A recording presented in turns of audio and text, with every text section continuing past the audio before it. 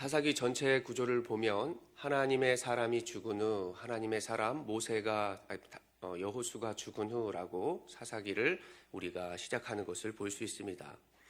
이제 사사기를 살아가는 세대는 하나님을 아는 세대가 아니라 하나님을 모르는 세대였다. 하나님을 알지 못한다는 것은 하나님의 능력을 보지도 못한 것이고 하나님을 경험하지 못한 세대들이 살아가는 그 시대가 사사기 시대라는 것을 알 수 있는 것입니다.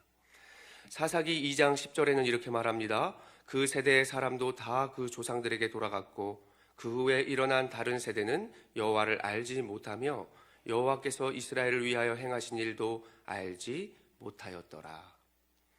알지 못한다라고 하는 것은 지식으로도 알지 못한다는 것이지만 어떤 가르침도 하나님을 인정하지도 않았다. 그리고 어떤 십자가와 같은 예표나 어떠한 표징도 보지 못한 세대였다라고 하는 것을 보여주고 있는 것입니다. 이러한 세대들은 하나님을 몰라서 어떻게 살아갔나요? 하나님을 몰라 악으로서 하나님과 반대되는 모습들로 살아가였습니다. 그런 모습이 있을 때에 이방 민족들에게 공격을 당하고 그렇게 부르짖음과 신음 속에서 하나님을 찾으면 하나님은 그들을 구원하여 주셨다라고 하는 내용이 사사기의 전체적인 구조와 내용이었습니다. 우리가 지난 시간부터 어떤 이야기를 나누고 있습니까? 이스라엘에게 왕이 없었을 때, 사사들이 없을 때 자신의 소견대로 행동하였다라고 하는 부분을 우리가 계속해서 보고 있는 것입니다. 이럴 때 백성들이 우상들을 만들고 그리고 우상들의 영향을 받고 살아가게 되는 것입니다. 그들은 신상을 만들었습니다. 하나님을 나타내야 할 제사장들도 그 도리어 사람을 섬기게 되고 이스라엘 백성들은 그들의 정욕대로 그들의 소견대로 살아가고 있는 모습이었습니다. 바로 어제 또한 무슨 내용을 보았습니까? 지난 시간 레위인이 첩을 두고 살아가는 모습을 보았습니다. 하나님의 사명을 잊은 것이죠. 복음을 전해야 하는 자들이, 복음을 나타내야 하는 자들이 바로 세상과 타협하는 모습이었습니다. 요즘 내용을 볼 때 저는 얼마나 마음이 아프고 힘든지 모릅니다. 바로 하나님의 말씀을 전해야 하는 이 사역자들이, 가정에서 우리의 믿음을 보여줘야 하는 우리들이 어떻게 살아가고 있는가?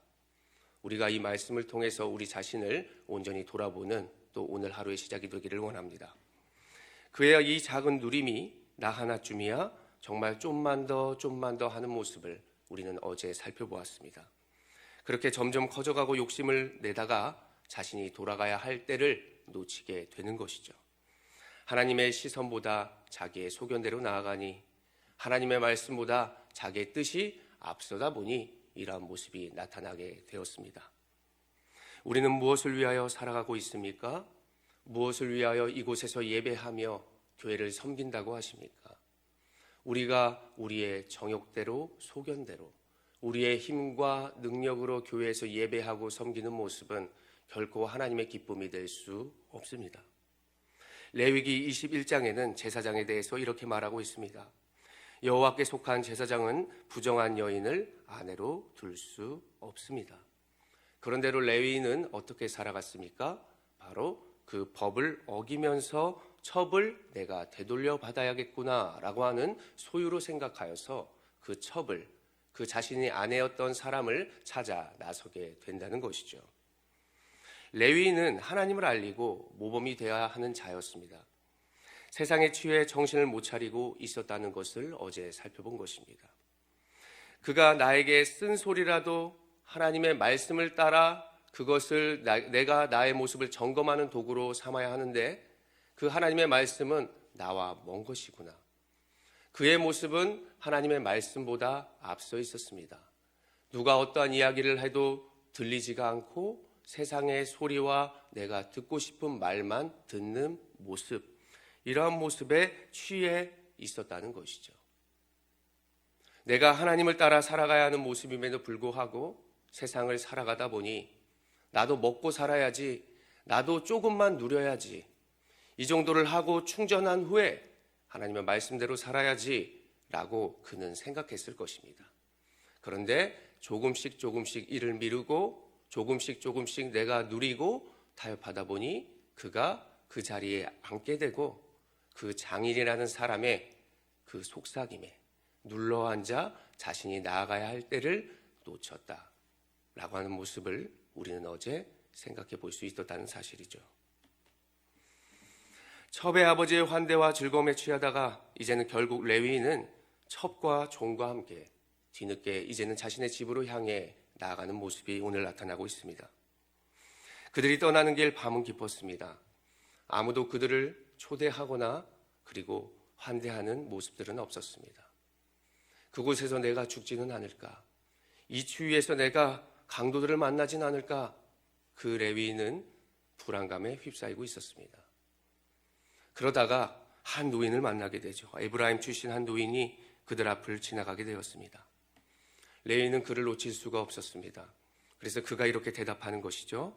사사기 19장 19절을 눈으로 살펴보기를 바랍니다. 우리에게는 나귀들에게 먹일 집과 여물이 있고 나와 당신의 여종과 당신의 종인 우리들과 함께한 청년에게 먹을 양식과 포도주가 있어 무엇이든지 부족함이 없나이다 하는지라. 레위인은 자신을 맞이한 그 여인을 뭐라고 표현합니까? 그 노인의 종이다. 당신의 여종입니다. 그리고 자신이 지켜줘야 할 그 남종을 가지고 당신들의 종입니다 라고 말하는 것을 볼 수 있습니다.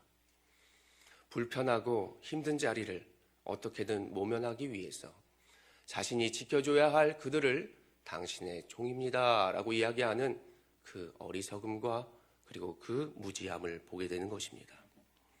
자신을 위해서라면 종을 책임지지 않는 주인, 자신이 살기 위해서는 그 여인을 지켜주지 않는 그 남편의 모습을 볼 수 있다는 것이죠.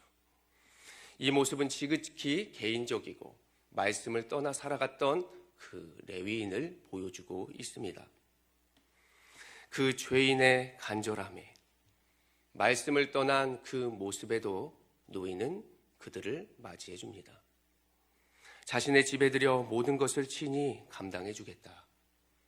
그들은 마음의 평안을 얻어 발을 씻고 그리고 유숙하게 되어집니다. 마태복음 20장 28절을 보면 인자가 온 것은 섬김을 받으려 함이 아니라 도리어 섬기려 하고 자기의 목숨을 많은 사람의 대속물로 주려 함이니라. 화려한 세상과 거짓된 유혹에 빠진 영혼들과 백성들을 위해서 예수님이 이 땅에 오셨다는 것입니다.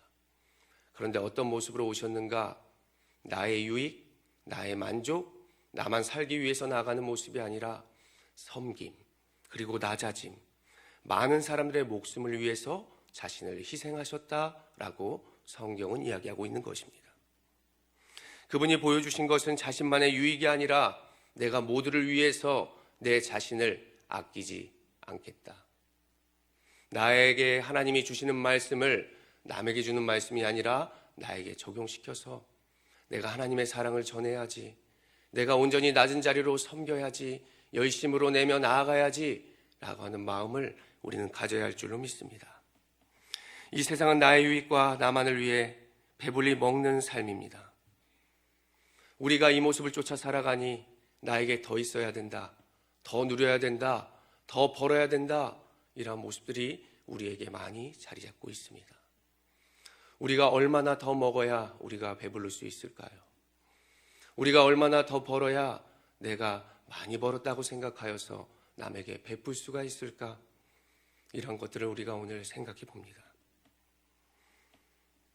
하나님을 위하여 나를 사용한다면 오늘 말씀을 듣고 우리가 하나님을 위하여 또한 세상을 위하여 우리의 것을 비우고 우리의 것을 나눠주며 살아간다면 하나님은 분명히 우리의 모든 것들을 채워주시고 우리의 모든 것들을 승리케 하실 줄로 믿으시기를 바랍니다. 오늘 레위인을 영접한 노인처럼 사도 바울이 이렇게 우리에게 말을 해주었습니다. 고린도전서 10장 31절의 말씀, 그런즉 너희가 먹든지 마시든지 무엇을 하든지 다 하나님의 영광을 위하여 하라. 이 말은 나의 유익만을 살아가는 것이 아니라 남의 유익을 위해서, 공동체를 위해서, 모두의 구원을 위해서 너희가 이렇게 행동하여라. 무엇을 먹든지 마시든지 판단하는 것이 아니라 내가 모든 것을 하나님을 생각함으로 말미암아 오직 하나님만 집중함으로 주님이 어떻게 살아가셨는지 그 모습을 따라 내가 살아가야 하겠구나. 이러한 정신이 이 사도 바울의 고백 속에 담겨 있습니다. 앞으로 우리는 무슨 일을 하든지 다 하나님의 영광을 위하여 살아가시기를 바랍니다.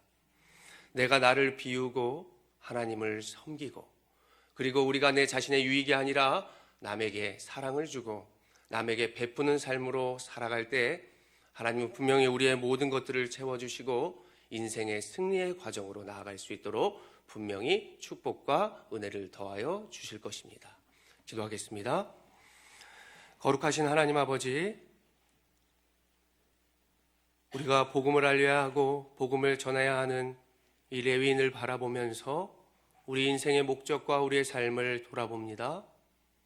하나님, 나의 유익과 나의 만족과 모든 것들을 위해서 하나님과 하나님이 주신 사람들을 버리고 나아가는 그 지극히 개인적이고 잘못된 모습들을 바라보며 하나님, 우리의 지난 날을 돌아봅니다. 하나님, 우리들의 모습 가운데에 주님의 사랑을 더하여 주시옵소서. 예수님의 섬김과 사랑을 따라 살아갈 수 있도록 하나님, 우리의 교만을 버리게 하여 주시고 우리의 만족과 모든 유익이 하나님을 위하여 살아갈 수 있는 자들이 될 수 있도록 인도하여 주시옵소서. 이 시간 우리의 마음과 시간과 하나님께 예물을 올려드립니다.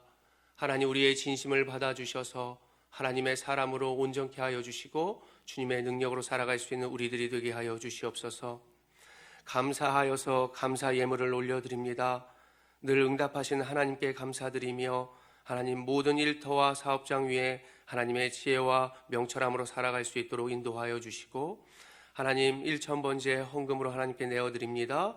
모든 환경 가운데 가정과 자녀를 보호하여 주시고 만남의 축복과 건강을 주셔서 하나님의 기쁨되는 가정, 기쁨되는 자녀로 나아갈 수 있도록 인도하여 주시옵소서. 이 시간 우리가 함께 합심하여 기도하며 나아가기를 원합니다. 인자가 온 곳은 섬김을 받으려 함이 아니라 도리어 섬기려 하고 자기 목숨을 많은 사람의 대속물로 주려 함이니라. 하나님, 이 모습을 쫓아 우리가 살아갈 수 있도록 인도하여 달라고. 하나님, 우리의 것을 하나님께 내어드리고 주변에 나눠줄 때 하나님, 모든 것들을 채워달라고, 하나님 영광스럽게 살아가게 해달라고 이 시간 주여 한번 힘있게 외쳐 부르며 우리가 함께 기도하며 나아가겠습니다. 주여.